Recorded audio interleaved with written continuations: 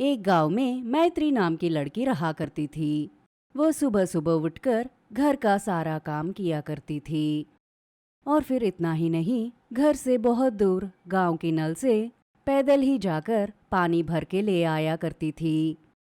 इतने सारे काम करने की वजह से वो एक जगह पर थके हारे बैठ गई। तभी उसकी सौतेली माँ मीनाक्षी वहां पे आके, बड़ी आराम से बैठ गई हो, कोई काम नहीं है क्या? यह सुनकर मैत्री उससे कहती है, ऐसी कोई बात नहीं माँ, सब काम करके थक गई हूँ इसलिए बैठी हूँ।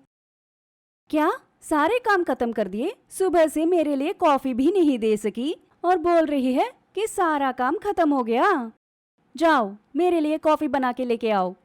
मीनाक्षी के इस तरह चिल्लाने पर मैत्री किचन चली गई और फिर मीनाक्षी के लिए एक अच्छी सी कॉफी बना के लेके आती है।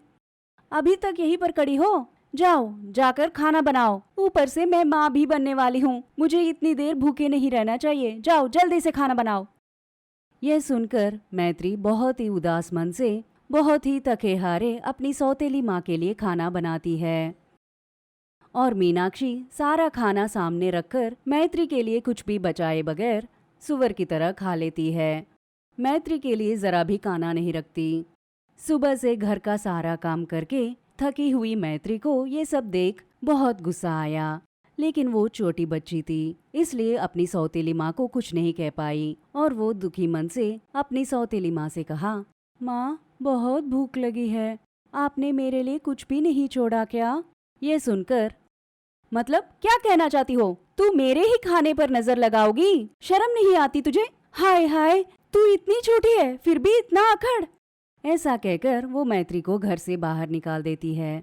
जाओ, तुझे आज से खाना नहीं मिलेगा। आज से तेरे खाने के लिए तुझे पैसे कमा कर लेके आना होगा, तभी मैं तुझे खाना दूंगी, वरना तुझे खाना ही नहीं मिलेगा। अभी इसी वक्त यहाँ से चली जाओ।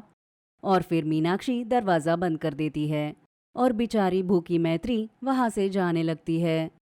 ऐसे चलते चलते वो एक आम के बगीचे पे आई और वो उन आमों की तरफ बहुत मायूसी से देखती हुई खड़ी रहती है। यह सब देखकर बगीचे का मालिक मैत्री के पास आकर, तुम कौन हो बेटी?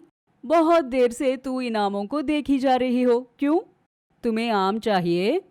यह सुनकर मैत्री कहती है, बहुत भूख लगी है, आमों को देखकर खाने का मन किया, लेकिन खरीदने के लिए मेरे पास पैसे नहीं हैं।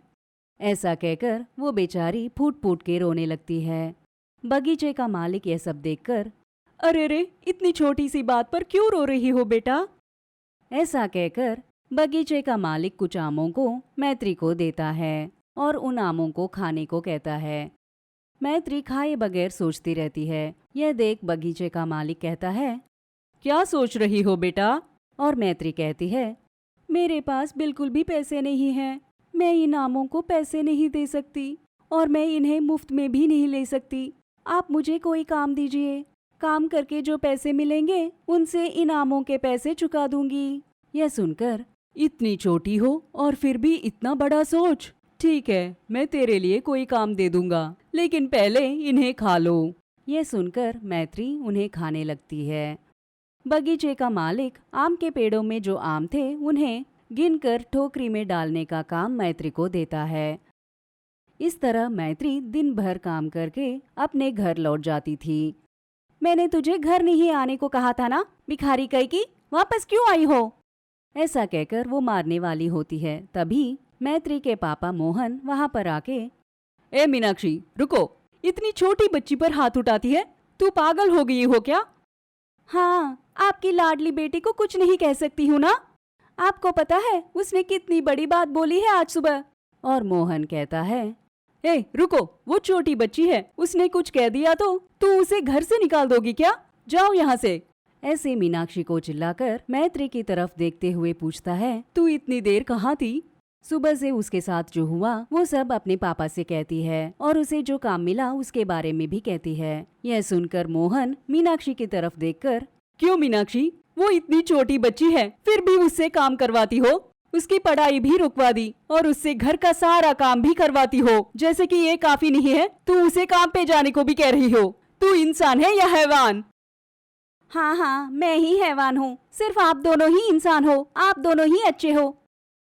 और मैं बुरी हूँ। अब मेरा इस घर में रहने का क्या फायदा? मैं अपने मायके चली जाती हूँ और मेरे बगैर आप दोनों खुशी खुशी रहना। ऐसा कहकर मीनाक्षी रोने का नाटक करती है। माँ, मुझे काम मिल गया है, कल से काम पे चली जाऊंगी। मेरी वजह से आप दोनों मत लड़िए। यह सुनकर मोहन अपनी बेटी पर बहुत गर्व करता है, क्योंकि इतनी छोटी बच्ची होने के बावजूद वो बहुत बड़ा सोच रही है। लेकिन साथ ही पढ़ाई और खेलकूद के उम्र में मैत्री को काम करना पड़ रहा है। यह बात मोहन को बहुत बुरा लगता है और वो इस समस्या का हल ढूंढने की कोशिश में लग जाता है।